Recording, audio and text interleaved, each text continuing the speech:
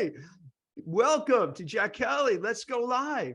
And today we have the incomparable Tara Orchard, who is career strategist, tactician extraordinaire. I think so too some days. Without further ado, Tara, their layoffs, their downsizings, hiring freezes, maybe World War III, high inflation. What do you see? What are you seeing in the market? How are you seeing a lot of people seeking your services because they're in between jobs or worried about losing their jobs or figure out how they can grow within their own organization?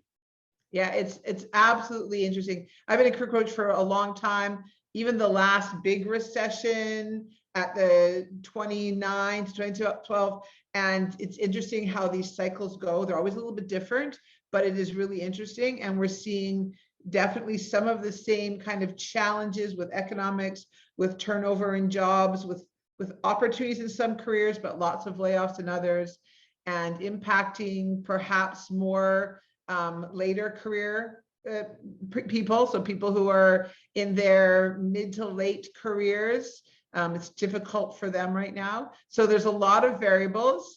I would say right now, what I've observed is we are going back into a more layoffs and a little bit of a challenge for many people getting that next position, certainly a full-time position. That's become a challenge for anybody who's mid-career over. Some of my executives get jobs quickly, but more of them, it's a long process.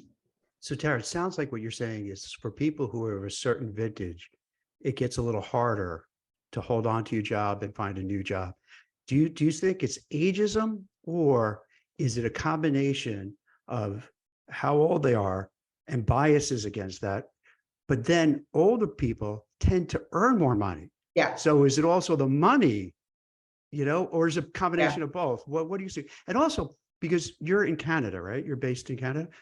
And maybe, I don't know if there are differences between the US and Canada. So maybe you could also share that, Well, most of my work is in the States. That's where I get most of my, probably 75, 80% of the work is in the States, and in Canada and international. But to your point, yeah, I definitely see that combination of older perception sometimes is that they're not as agile, which that can be overcomeable when you have prepared, a good brand, when your brand is out there and you're showing your agility, when you're showing you're very up to date. So that's manageable, but the cost, the perception that you need a higher cost, the perception that even if you are interested in or applying for jobs that are a step below where you were, that you're happy with that, it's not believed many times. And so the cost or the perception that you're not going to stay, or that you'll be bored, or that you don't have the skills, can make it challenging. I do work with people from who are in university all the way up, but I see that job search for plus 50, even plus 45, is more challenging lately. So taking that cohort in, like, let's say mid 40s and higher, what would you suggest for people who are watching this now, but then also watching it when we share it on other social media platforms too? Are there certain tips that you could give people who over a certain age who are worried about, hey, are they going to see me and they see, you can figure out my age from when I went to university and so forth. Yeah. And maybe they're not going to pick me. What tips can you offer those people? And there's so many things you can do. You want to get clarity of how you're presenting yourself, what you're targeting. All of those pieces of the puzzle are important. How am I positioning myself?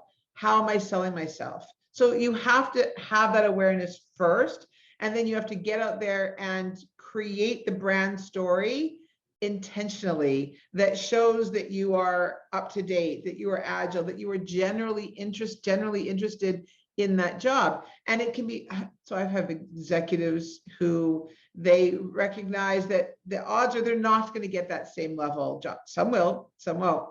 And they are, or intentionally, because we saw that little bit of that retirement wave. So we've seen some older workers who are retiring and still want to work. and they genuinely will take a step down role. But the challenge is, because they're not believed, they really have to have a strategy and a story to tell. Why are you interested in that role? What can you bring to the table? What excites you about this role? And one of the things I tell people is you've got to look at the difference between the senior role you're in and the role you're applying for, which could be just a smaller industry. Maybe it's a narrower kind of an organization. Maybe it's not as big a scope. And you have to pinpoint, this is what I missed doing in my executive job that I now get a chance to spend more time doing in this job. That's why it's interesting to me. So you have to have a story about that. You have to demonstrate the genuine interest in that job and doing that job. And then that makes it easier for someone to understand, okay, it's not a temporary job. There's a real goal for it. Now, it could be a temporary job, but we have to be strategic. If I'm helping a client, my goal is to help that person get that next job.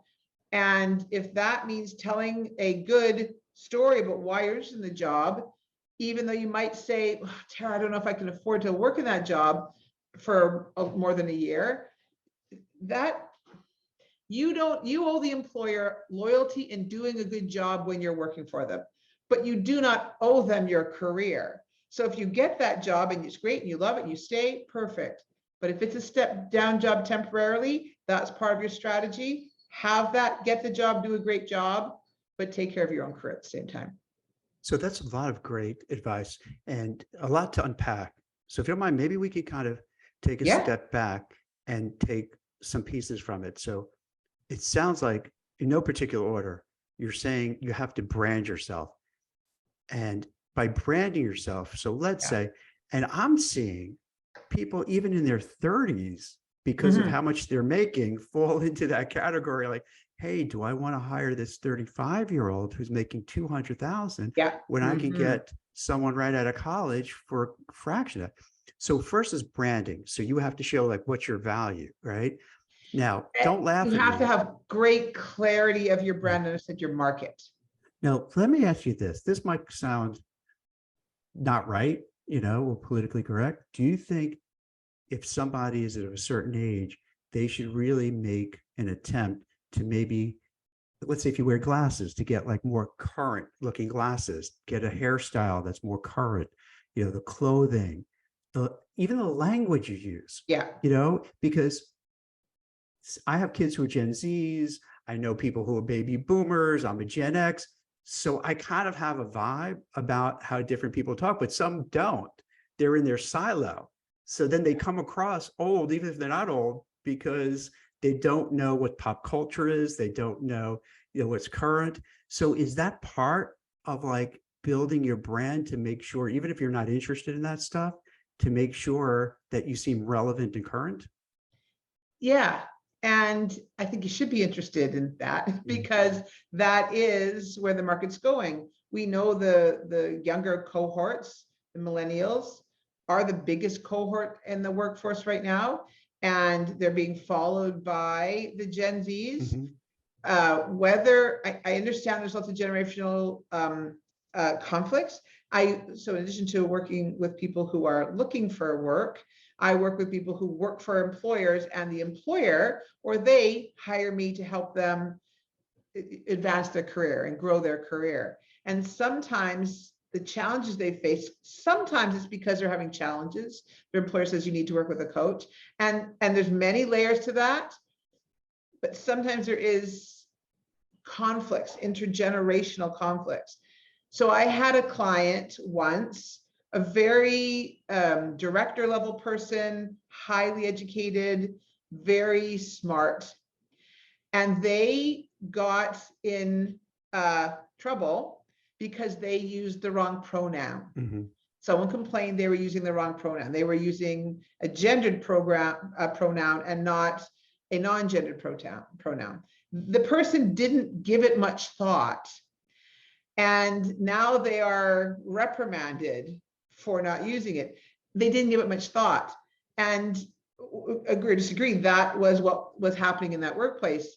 And so if you were, as I said, if you were aware of the potential conflicts intergenerationally, or interculturally or anything like that. If you're just paying attention to that, then you're better able, you might not like it or agree, but you have to consider being able to understand what's going on in your workforce or your workplace so that you can not get in trouble. Well, what do you do? That's a good point. So what do you do? Like, you're like the average person who, let's just say you have a family, you have obligations, you have a demanding job, and you have your friends. Let's say you're in a baby boomer generation, and how do you kind of then absorb what else is going around? Is it just reading? Is it what do you do?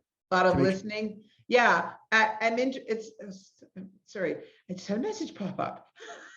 and I thought we're going to not be able to talk, but we still are. So yeah, I do talk to my clients about paying attention. Doesn't have to be a lot of time, just paying attention. I don't necessarily want to watch TikTok. I don't, but it doesn't mean I can't do a quick once in a while search on what are different generations talking about, paying attention, getting outside of your own silo and looking at what's going on. It doesn't have to be a huge thing, but it should be a little thing. So it's talking and listening to people, different generations, cultures, all of that.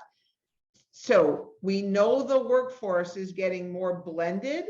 And if you are not aware of that, then that's going to become a challenge to succeeding. And I understand that can be a challenge. If you're a director and you have a young Gen Z who is expecting that you will give them a seat at the table, they're expecting to get a raise within 6 months or a new job title within 6 months, and you're thinking, well, that's crazy. And yet that's your workforce. And you're going to have to find a way to work effectively with those trends. Don't forget that younger generation is going to be really helpful in keeping you up to date on trends, on technology. So partnering with them is a great value. What are you seeing in the market right now? Are you seeing that there's still a lot? For a while, the tech sector, I want to say it was like 200,000 plus were laid off in 2023. Mm-hmm. And then Wall Street had cuts, media, pretty much across the board. Are you still seeing a lot of layoffs, or are they subsiding a little bit? In technology, most of the people I worked with that actually lost their jobs in technology, if they were willing to take jobs at a less salary, they were employed really quickly. Some of them set up their own several of them would get together and they set up their own consulting company or whatever it was, and then they would go and sell themselves that way. So I think that many, many years ago, I remember, like 2010, Dan Tapscott wrote the book, Wikipedia, or no, what was it? Now it's escaped my mind. But he wrote this book about the dynamics in the changing workforce, where we're going to have more leased employees, more small companies, and it kind of came through in the recession, then it went away, and now we're going to see that again. I think being a career entrepreneur, where you really are aware of having a broad range of skills, where you are maybe having gig work, for many of us is going to be important. Maybe not a physician, but even if you look at stable jobs like accountant or teacher, it's going to not necessarily be a 20 or 30-year career any longer. You're going to have to really be prepared to pivot, looking ahead a couple of years and position yourself for those changes. It's a really dynamic market. Speaking of that, Tara, do you see with your clientele that they're saying, hey, what do I need to know about AI, to your point, to stay relevant and future oriented so that I don't get left behind? I'll tell you, I remember when ChatGPT was first popped up in November. I saw it in my news feed that first day. I joined it the very first day. So I thought, oh, this could be it. I had an interest in natural language processing. It's part of my background. So I was curious. And a few years ago, I thought, I'm going to try and write my own chatbot. I was not successful at that. Just is way too much work. But as soon as I saw it, I thought, oh, that could be a game changer. And I could tell within the first little time of using it, oh, okay, I see that I'm really going to have to emphasize to many of my clients that they need to understand this tool. And it's not fully there yet, whether it's Bing, whether it's many of the other tools. I write for magazine, working an article on another tool right now that kind of integrates project management software with AI. They'll create your content for you. And I thought, I don't know what of my clients, there are some maybe that are more physical laborers. I don't necessarily work with that clientele a lot, but there are some that maybe it's not going to impact. But for most of us, it's going to impact us. And so getting ahead on it, I mean, it's in my brain too. I've been studying a lot of it. You can't yet determine exactly it's going to impact your career. Some places you can, but I can't imagine who it's not. You and I are going to be impacted by AI. As I said, I'm talking to accountants, established CPAs. They're not worried, but you should be worried. You really should be. It brings up interesting for yourself. Have you incorporated AI into your coaching now? Yeah, I do. I mean, I jumped on, as I said, the first day. And I have a combination. I'll use the free ChatGPT. I've used AI Perplexity. I've used Notion AI. I've used Bing. I've tried. What's Notion AI? That I haven't heard of. Notion was a bit of a project management software, and it used to be called Notion, and now it's Notion AI. I don't know if they officially call it that, but they've now built AI into it, so you can go into your project management software, and there's a section where you can ask it to create for you a blog post, social media post. So you tell it the topic and it creates it for you. And then you can project manage that. Like I'm sure Asana is going to have it built in soon enough. I have a free Asana. I haven't checked. Maybe the paid one has it built in. I remember when Canva was the thing. I told my clients to use Canva for your branding and marketing was the thing. And now it's being a little bit challenged by things like Midjourney and other tools like that. And so they tried to build or they have been building in AI into Canva where you can give it instructions to create things for you. We'll see how it goes. And this is for my clients when they're trying to brand themselves. So, and it can be used for lots of other things too. I work with people who are in their own businesses as well. So creating your marketing material, your social media content, or for yourself, even a LinkedIn background, carousels on LinkedIn, all of those things can be done quickly and easily once you learn these tools. Okay, but I'm not saying you use those words, because those words that are coming out of AI word for word are AI, but it can be a stepping stone for you. Even writing, I had some clients recently who, that communication with other generations is difficult. And I said, run your email through a tool. Ask it to check and make it more young friendly and let it give you some feedback that way. But there's a lot of tools out there that are going to be helpful. It's really messy right now. We're figuring out what works and how to make it work. Now, Tara, speaking of LinkedIn, what would you suggest to people? I know we talked about people of a certain age, but across the board, whether you're Gen Z, a millennial, a boomer, greatest generation, Gen X, if you're on LinkedIn, let's say for the sake of conversation, because that is the white collar type of platform that people go to for career. How can they get noticed? How can they stand out? How can they use it to find a job? I do really like LinkedIn. I have used it. I started coaching on LinkedIn in 2007. Does that age me too much? But that's how long I've been coaching on using LinkedIn. So you started basically when you were like 15, right? You're like a career coach prodigy, like a young, right? Yeah. Is that how it is? Because when they came out, I remember those conversations. I was working in an educational institution, and I remember employers asking us, how do we use these new tools? And the students weren't that active on LinkedIn at that moment. They were more other tools. Right. But I remember them asking those questions. And so I saw that light go on that, I better know how to use these tools. I mean, I even remember they were asking me how they could use do you remember Second Life?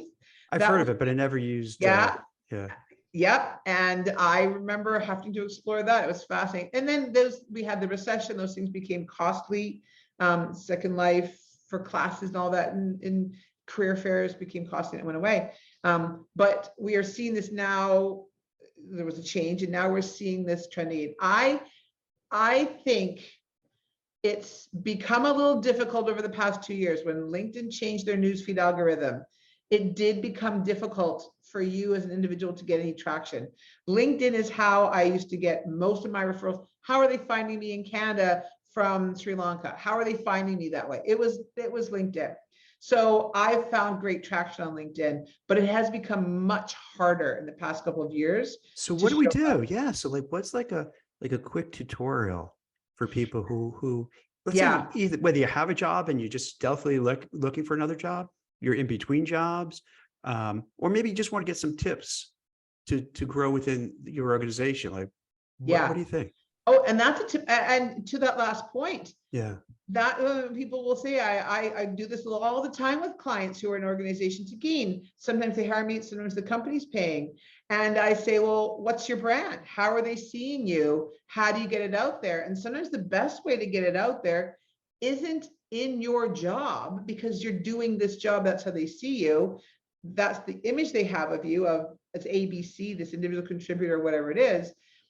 LinkedIn, connecting on LinkedIn, or if they happen to be somewhere else, that's where you can craft the brand you want them to see. So your profile built the way you want to be, not contradicting, of course, your job. You'll pick your job searching, but the content you're sharing, the things you're engaging with, they'll start to see it. But it means you do have to connect with them. The LinkedIn has announced they're changing their newsfeed. So it looks like they're going to go back to a little, not back, I'm sure they wouldn't call it back because they never want to go back, but they're looking, it looks like that they are going to start emphasizing personal posts and re-emphasizing professional content. So you can get your content out there. I still think it's hard to be visible unless you've got a team working. Wait, Tara, I don't mean to interrupt. Is that because, like, if I understand it correctly, I was on LinkedIn, same as you, really pretty much since the beginning. Yeah. And then there came a time where it felt very Facebooky. It was more about lifestyle as opposed to work. Is that what you mean, that LinkedIn is now, instead of like, hey, look at me doing this kind of thing, to more of, no, we want this to be professional and talk about your career? Is that what you're referring to? That's the algorithm changed. So that if it's, I'm at the beach, I'm skiing, that will be de-emphasized.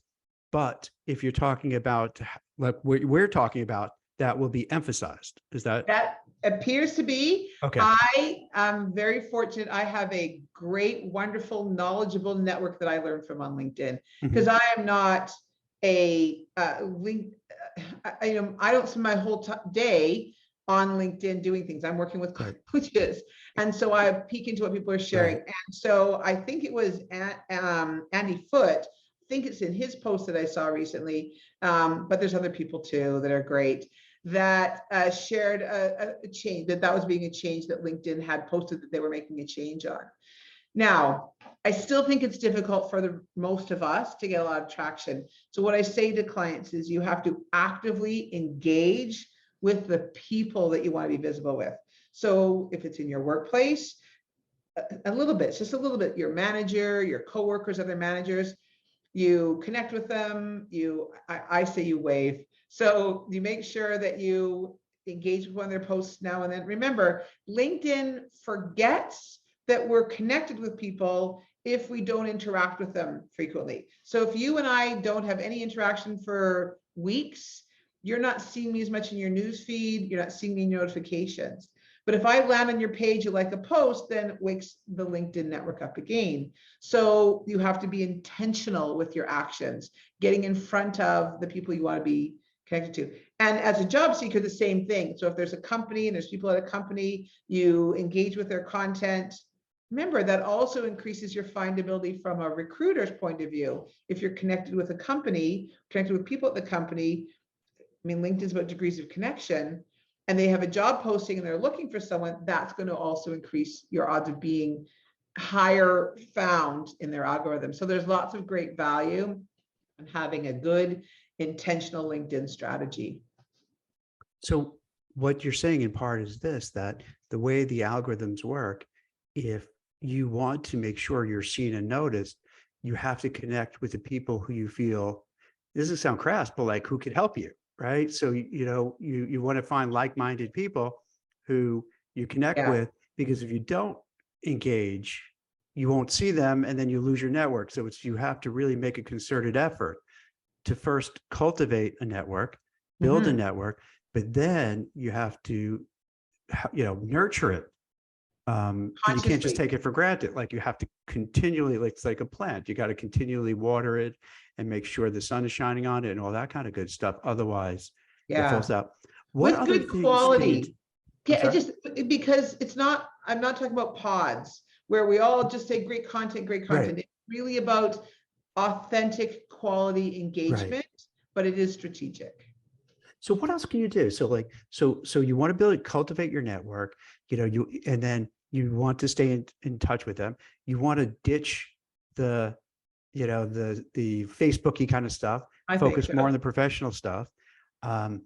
Then are you strategic to find people who are decision makers in the field that you're in, and the companies that you're interested in with, so you can make that connection, put them as part of your network. So then when a job comes up that feels right, you already have that first degree connection. Maybe you've had some conversations.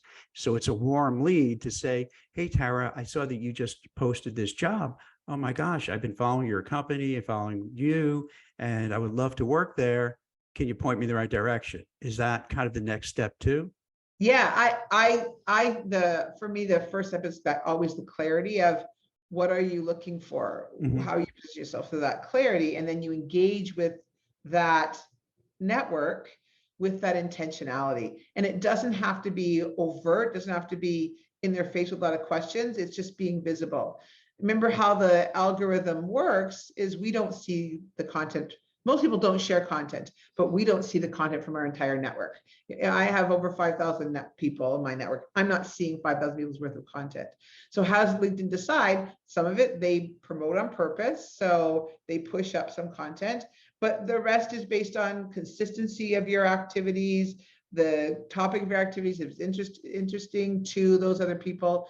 But then you have to intentionally engage and knock on the door and reach out and share information with the people you want to get ahead of, whether that's in your own company or in other companies. So I am a fan of using alumni search to find alumni in companies.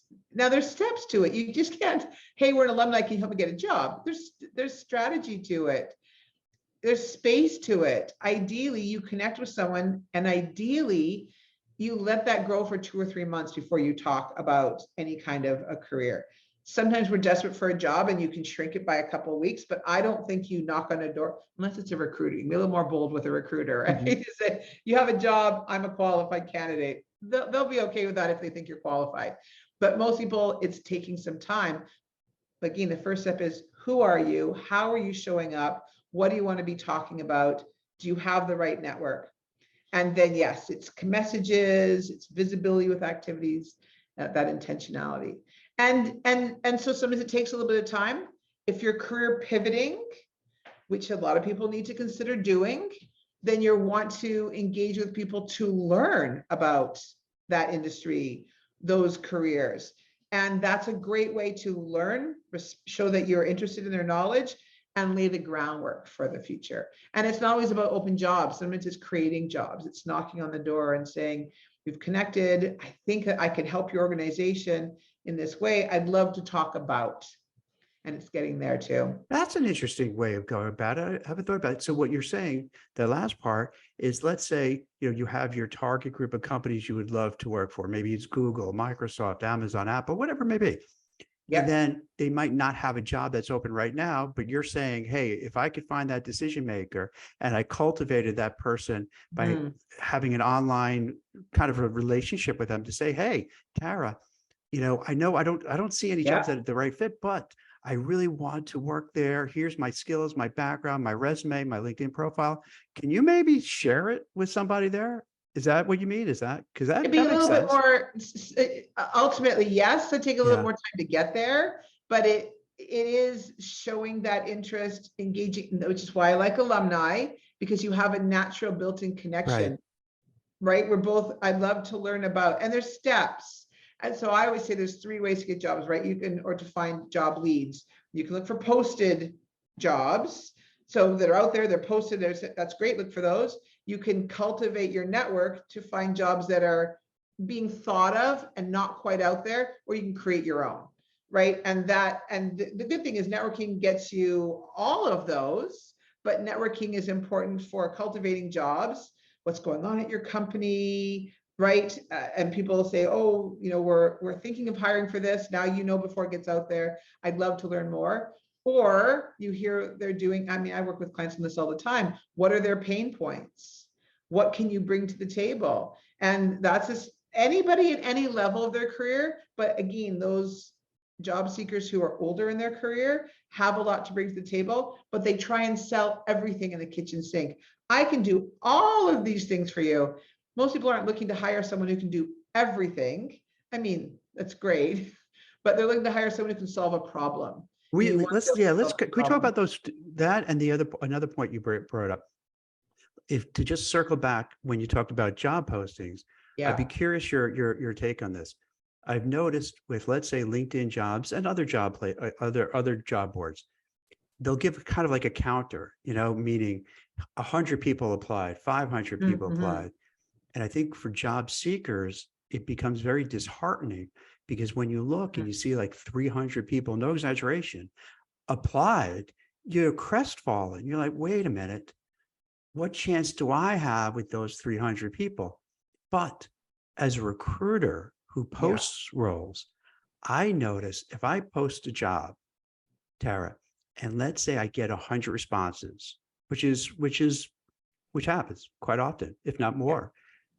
Out of that 100, I might only get 5 decent candidates.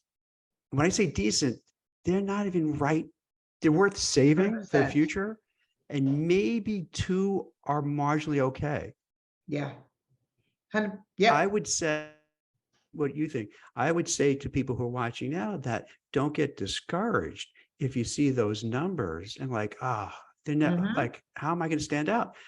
I could tell you firsthand from my experiences, the vast majority, they're just spraying, and praying that they'll hit. So I would say, even though numbers seem a lot, block it out and send the resume anyway. What do you think about that? I say the same thing to my clients. There are many, many people applying who are just click apply, who aren't even good candidates. They're bots applying sometimes. Oh, really? Yep. They just, and sometimes they're just trying to disrupt the process. And sometimes they're, from other places that aren't qualified. So yeah, I agree with you. Now, you still want to have a strategy. You still want to make sure, if it's an apply, that your resume is aligned. You have the right keywords. AI can help a little bit with that. Be careful. AI does still hallucinate. I've had clients who've used it to write their resume, and it does a good job. Wait, how can you? I can't get my mind around that. How do you? Because like the resume is such a unique format. So when I hear about writing an AI resume, like, is it they just get the data and you have to format it, or does it actually format it for you? No,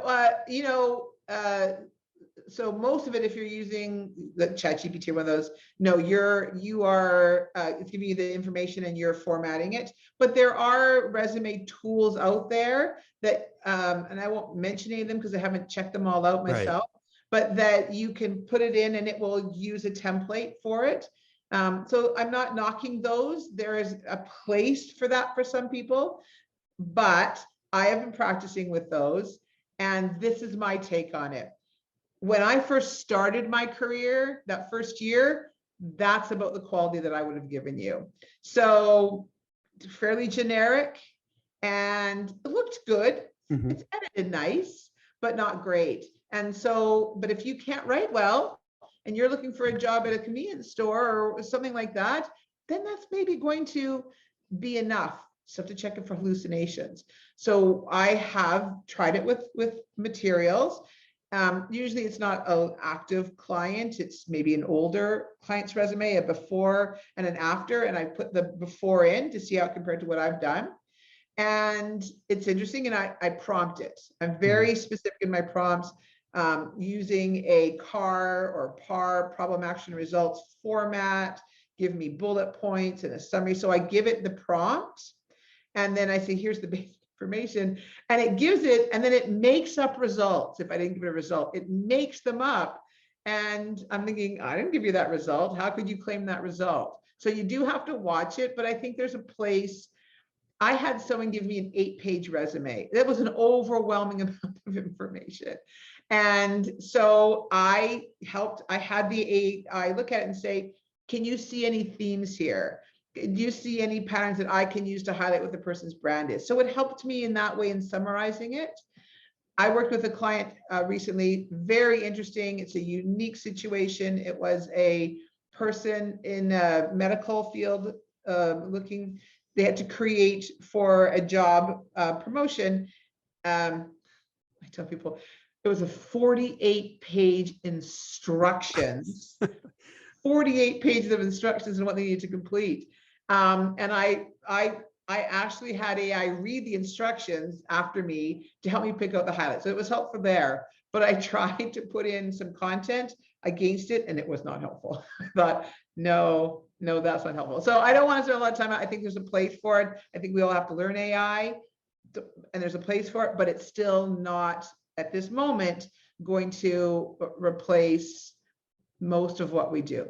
Some of it, but Tara, I'm curious for the clients that you have or that hit you up, did they have a good sense already about what to do and how to market themselves, or are they coming in just like, I don't know what to do? I've had the same job 10 years. I have no clue. Like what's the average? Yeah, I would say, I mean, there's maybe 20% who have some good clarity. That sometimes they're more senior, sometimes they are in marketing. They have good clarity about what they bring to the table. A lot of people can get there quickly. They don't necessarily know at first, but you can get there quickly. Like, tell me what you're good at. I ask them to tell me stories. I pick out themes. So you can help people get there. Not everybody, but you can help them get there. If you know what you're doing, you can help people. Whether they take help is another question. Even the best help I can give sometimes, so if someone is strategizing and they're too narrow, I want this job at this pay in this exact location with these specs, I can't. Sometimes they're too narrow and they're going to be stuck and they're going to be challenged for finding a job. And sometimes people just have to open their mindset, but that can be hard. I have worked with many people who've been 30 years in the same company. And in many of those cases, they got brought in at an early level and maybe never even finished a degree. And yet they're a director now, but have no educational qualifications. There is places for that, but it can be really tricky. Speaking about the companies themselves, Tara, I know you mentioned that you help people who want to grow internally. Yes. So what about, let's say, Jack Kelly is with, ABC Widget Company, and I like the place, but I'm stuck. Yeah. And I think everybody who's watching this now at one time in their career, more than one time, felt like stuck in a rut and don't know what to do. How do you help them to progress within the organization? And so part of it is getting that clarity of where do you want to go? Sometimes people have, I always say they got on a train and they didn't have a destination. They got hired at a company, sometimes out of university and college. Someone said, here's a ticket to a great company. Here's EY, it's a great company. And they got on the train without a real plan or destination. And they've moved up because they were good at something, or someone trained them to be good at it. And they realized they're unhappy. I didn't want to be on this train. How do I get off it? And so it really is, ideally, what do you want to do? What are you good at? And then let's see where those opportunities are. And then off it is rebranding. It's doing different things. For example, let's say you're in a well-paid individual contributor role and you want to get to that management level. And they keep saying we have no management experience, right? You don't have that. You haven't done HR stuff in your role. You haven't done finance. You've got to find a way to get those skills. And it's not just taking a course. That's great. But I'll often say something like, for example, find a board of directors that you can be on, that for a not-for-profit or something like that, and take on a role in governance, take on a role as their treasurer, and get those skills. Now you can say, next year, well, for the last year, I was developing governance policies. So I may have been your senior technical engineer, but now I'm looking to go up because I now have these financial management experiences from this other or take a course. So it's intentional. Sometimes it does take a while to make it happen. And then you have to have them see you differently. You surprise them in an interview. You put a great portfolio together that shows these other things so they can see you differently. But it can be hard sometimes to move up. You do have to move out to another company who recognizes that value in you and moves you up. But I have many clients, it can be done internally. It's usually not going to be done within 6 months. Speaking of 6 months, when people, it seems to me, what I see as a recruiter is that the timeline to find a new job, if you're particularly a white collar worker, mid to senior level, college educated, advanced degree, maybe JD, MBA, what have you, it could take easily 3 to 6+ months. Oh yeah. And you're meeting with like up to 10 people. And then you're ghosted. What do you do? How do you coach people who the mental health and emotional well-being is a big part of it, like to keep them in the game, because it's so easy. It's like a roller coaster. You know what I mean? You get a great interview. Oh, I'm so excited. You tell your family and friends, yeah, it went great. No feedback, no constructive criticism, get ghosted and poof, you know what I mean? You just fall apart. And then same thing happens, then something good happens, boom. So what can people do mentally, emotionally, spiritually, physically to just go through this endurance, this marathon / Tough Mudder kind of race that you're dealing with for could be up to 6 months or more even. Or more. I think the same thing applies to when you're trying to get that new job or promotion. Yeah. They are long hauls. But I would say coming out of the pandemic, still, during the pandemic, yes, but I still have executives at the VP and director level who it's 12 months. Now, that's because often they have a very specific goal of a certain salary, but even not, it can be many months. So, I have my background as a psychologist and a sports psychologist and a coach. So we do talk about the season and being healthy. It maybe seems silly, but I do talk to people about having goals that include engagement with your community, right? That involve also healthy activities, exercising every day, eating, all of those things. I can't tell you how many clients I talk about breathing with when you're going to these interviews, practicing good breathing skills. So all of that is part of it. And then it's having these micro goals. So it seems like, oh, my goal is getting a job. And if I don't get a job, I failed. But you have to look at all these steps. Have what percentage of your resumes are getting through? What percentage of your networking contacts are leading you to another contact? How much are you progressing in an interview? At the same time, you've got to keep professionally engaged. So particularly if you're out of work, but even again, if you are in a job you don't love. And so that could be, which is again why I like LinkedIn, you can engage in conversations on LinkedIn. I have had clients who have left their jobs under very stressful circumstances. They may have been let go, and in a way that wasn't a whole layoff. And we talk about transition stories, having these great transition stories, no negativity, positive frames. And if you are actively, positively engaging publicly, including on LinkedIn, you would be surprised how easy it is that people stop even wondering what happened and they just go with you. But when you disappear, when you're not having a lot of content out there, when you sound disgruntled, it can drag you down. So it's that mindset of here's the next thing I'm doing. I'm going to stay positive. Sometimes you feel negative, but you got to put that positive front up, and people just go along with you. Hey, everybody, I am looking for this career. I'm taking this course. I love your tips. People just go along with you if you take that approach. So that's what I say. Have goals, have activities. You may have to take a course. I had a client once who was a VP. This was during the pandemic. VP level person lost their job in an industry that was not hiring during the pandemic. And a year in, now fortunately they had resources, so they were not going to lose their home at that point. But a year in, they said they felt so disconnected that they took a job in a retail store at a minimum wage job, plus they want healthcare. But it was at a store with something they love. It was products they love. And that they just said they felt so good going and talking to people and engaging. And if we talk about strategy, what if someone who knows your VP comes in, they would just say, oh, I was so bored staying at home, or I'm building my consulting business and I really miss talking with people. And within 2 months, they got a VP job.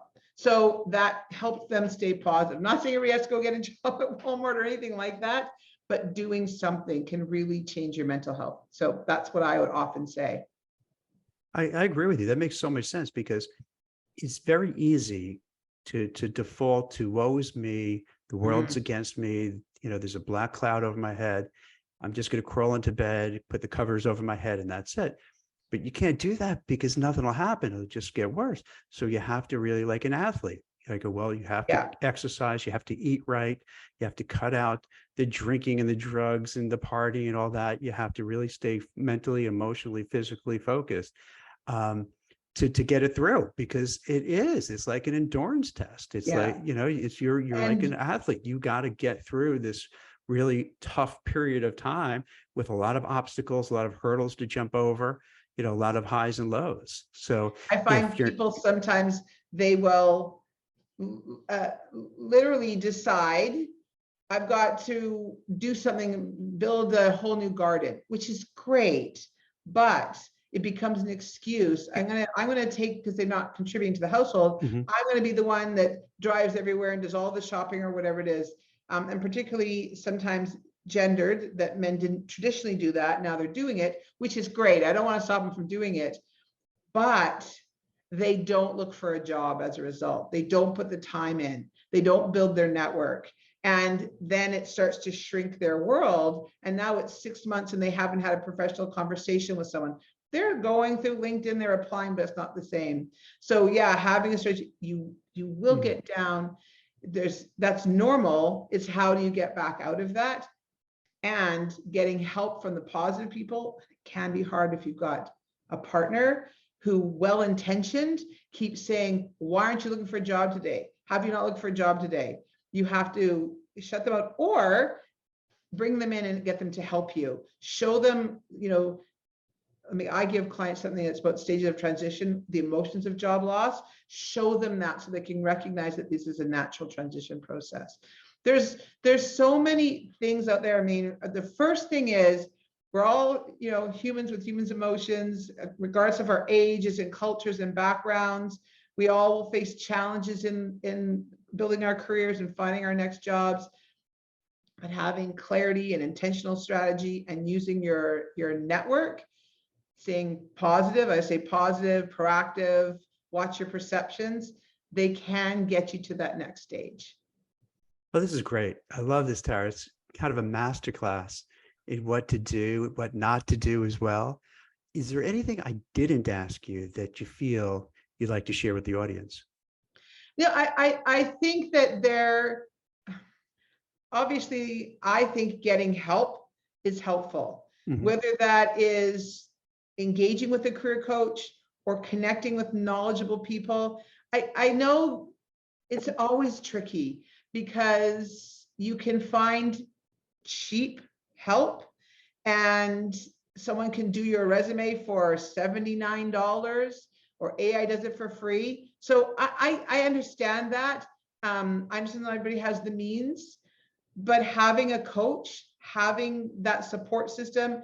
It could be through LinkedIn, where you just connect with coaches. It could be in your community. Having that community support you, it really can make a difference. So I would encourage you, follow us, pay attention, get engaged in conversations, find local networking opportunities, get involved in your professional associations or even your community associations, so that you have other things to talk about, people to network with, and you have that opportunity to stay engaged in the world around you. That's fantastic. And for people who want to find you, how can they find you? I always say, go to LinkedIn, look for Tara Orchard. If you can't find me, you probably shouldn't hire me. That sounds great. Well, thank you so much. I really appreciate you taking the time, and this is really helpful.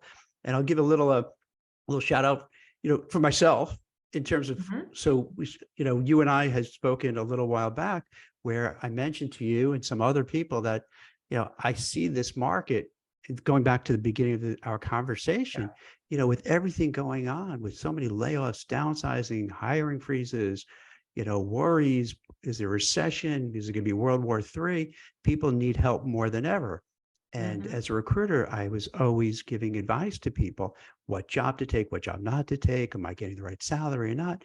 So I thought, hey, if I could kind of leverage all the career coaches, because I built a network, as you pointed out, and cultivated and know a lot of people in this space. So I started this company, a startup called Coachero.ai.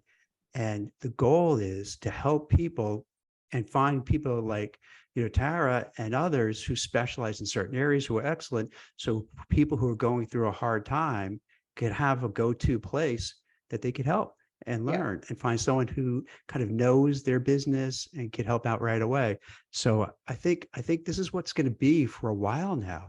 It seems that seems like a little better now, because I'm seeing more jobs being posted. I see the stock market going up a little higher. I don't hear the same fears about the banks. So knock wood, it seems like it's getting better, but we're still in this dicey area where people need help. And I'm so glad that we could do these things. I'm so happy that you're on the show, because people need this advice. But because if they don't, they're just stuck at home, don't know what to do. So you were great, Tara. Absolutely. And thank you so much. Thank you so much for being on. And thanks everybody for watching. And if anybody has any ideas or topics for show, hit me up, let me know. Anyone who needs some career guidance and help, let us know. We'll be glad to help. And thank you very much for watching, everyone.